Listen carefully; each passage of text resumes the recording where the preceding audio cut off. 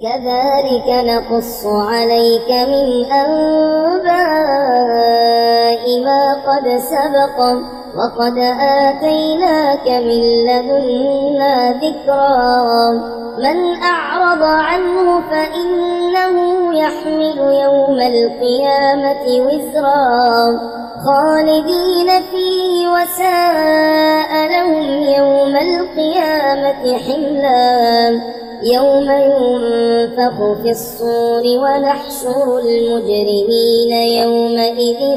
زرقا يتخافتون بينهم إن لبثتم إلا عشرا نحن أعلم بما يقولون إذ يقول أمثلهم طريقة إن لبثتم إلا يوما ويسألونك عن الجبال فقل ينسفها ربي نسفا فيذرها قاعا صفصفا لا ترى فيها عوجا ولا أمتا يومئذ يتبعون الداعي لا عوج له وخشعت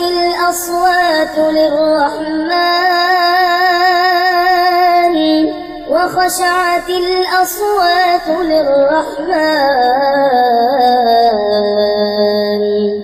فلا تسمع إلا همسا يومئذ لا تنفع الشفاعة إلا من أذن له الرحمن ورضي له قولا يعلم ما بين أيديهم وما خلفهم ولا يحيطون به علما وعنت الوجوه للحي القيوم وقد خاب من حمل ظلما ومن يعمل من الصالحات وهو مؤمن فلا يخاف ظلما ولا هضما وكذلك أنزلناه قرآنا عربيا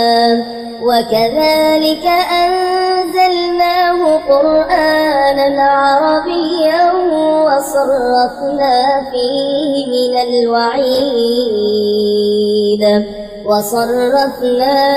فيه من الوعيد لعلهم يتقون أو يحدث لهم ذكرا فتعالى الله الملك الحق ولا تعجل بالقرآن من قبل أن يقضى إليك وحيه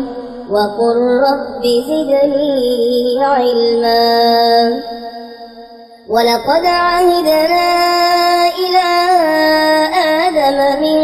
قبل فنسي ولم نجد له عزما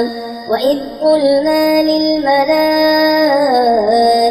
اسجدوا لآدم فسجدوا إلا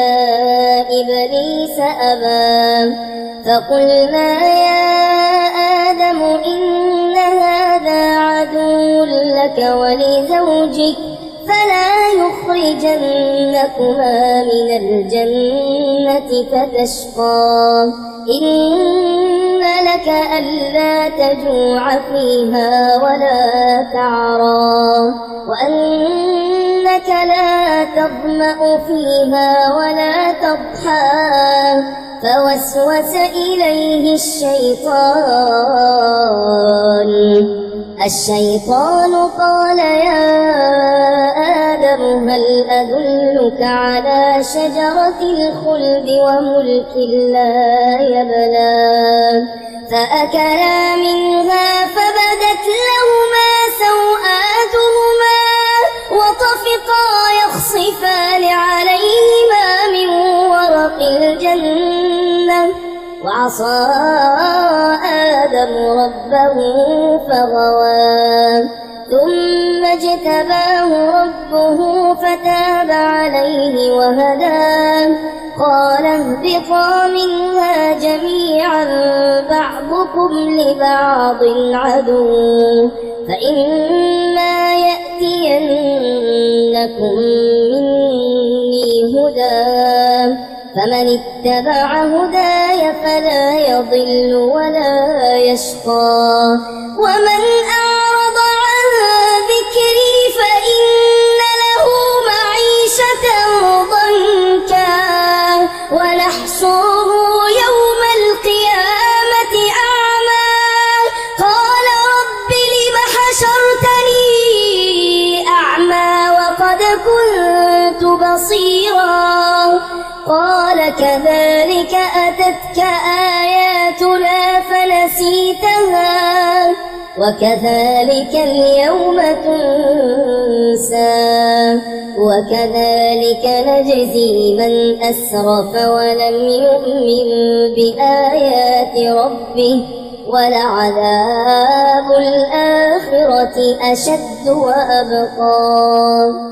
أفلم يهد لهم كم أهلكنا قبلهم من القرون يمشون في مساكنهم إن في ذلك لآيات لأولي النهى ولولا كلمة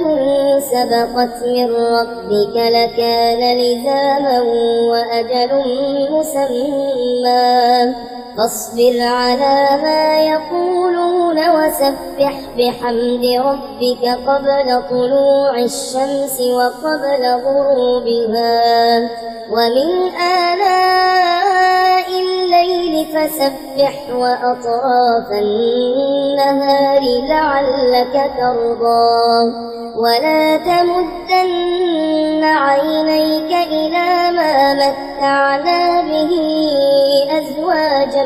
منهم زهرة الحياة الدنيا لنفتنهم فيه ورزق ربك خير وأبقى وأمر أهلك بالصلاة واصطبر عليها لا نسألك رزقا نحن نرزقك والعاقبة للتقوى وقالوا لولا يأتينا بآية من ربه أولم تأتهم بينة ما في الصحف الأولى ولو أنا أهلكناهم بعذاب من قبله لقالوا ربنا لولا أرسلت إلينا رسولا فنتبع آياتك من قبل أن نذل ونخزى قل كل متربص فتربصوا فستعلمون من أصحاب الصراط السوي ومن اهتدى.